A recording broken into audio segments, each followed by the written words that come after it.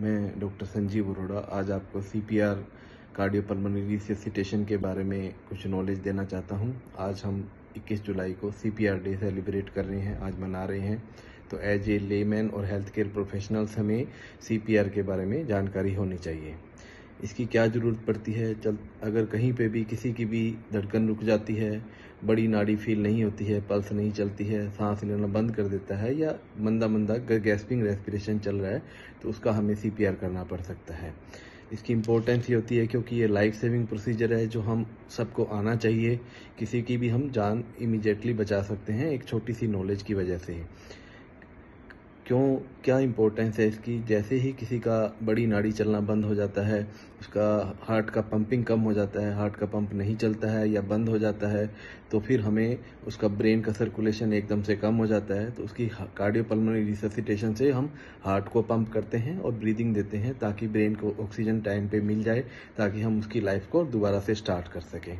तो इसकी टाइमिंग बहुत इंपॉर्टेंट होती है। जैसे ही किसी को कार्डियक अरेस्ट होता है, एकदम से धड़कन रुकती है, एकदम से नाड़ी चलना बंद होती है, एकदम से सांस चलना बंद होती है, जितनी जल्दी हम सीपीआर स्टार्ट कर देते हैं, गोल्डन मिनट्स में ही, सेकंड्स में ही स्टार्ट कर देते हैं, तो उसकी हम लाइफ को immediately we can save the life of that person. तो इसकी ये सबसे बड़ी इंपॉर्टेंट होती है। इसमें प्रोसेस ये होता है कि चेस्ट कंप्रेशन और ब्रीदिंग दो पार्ट होते हैं।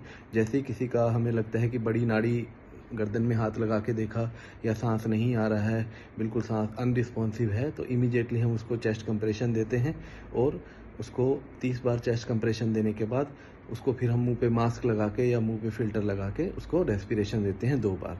30:2 का रेशो रहता है। 30 बार सांस चेस्ट कंप्रेशन दिया और 2 बार सांस दिया। इस तरीके से हम उसकी हार्ट की पंपिंग चालू करते हैं। हार्ट की पंपिंग के थ्रू हम सारा जो सर्कुलेशन है ब्लड में पहुंचाते हैं ताकि उसका ब्रेन रिवाइव किया जा सके। और जो भी पंपिंग के थ्रू ब्लड जाता है वो 30-40% ब्रेन में सर्कुलेशन स्टार्ट हो जाता है, क्योंकि अगर एक बार ब्रेन का सेल डेड हो जाता है तो फिर उसको रिवाइव करना बहुत मुश्किल हो जाता है। धन्यवाद।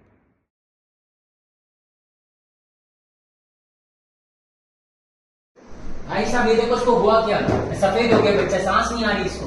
मैं मदद करता हूँ। बेटा बेटा, अरे बच्चे में तो कोई हरकत ही नहीं है। इसकी तो सांस भी नहीं चल रही, इसकी तो छाती भी नहीं हिल रही, बच्चे की तो नब्ज भी नहीं है। बुला के आता हूं मैं किसी को। एक आता हूं भाई साहब। बच्चे का हृदय लगता है बंद हो गया है, इसको सांस भी नहीं आ रही है। इसको तो जो है हमें इसका हृदय चालू करना पड़ेगा, उसके लिए हमें इसकी छाती दबानी पड़ेगी। तो बच्चे की छाती के निचले हिस्से पे हमें 2 उंगलियों से दबाना पड़ेगा 30 बार। 1 2 3 4 5 6 7 8 9 10 11 12 13 14 15 16 17 18 19 20 21 22 23 24 25 26 27 28 29 30। अब हमें उसको 2 सांस भी देनी पड़ेंगी।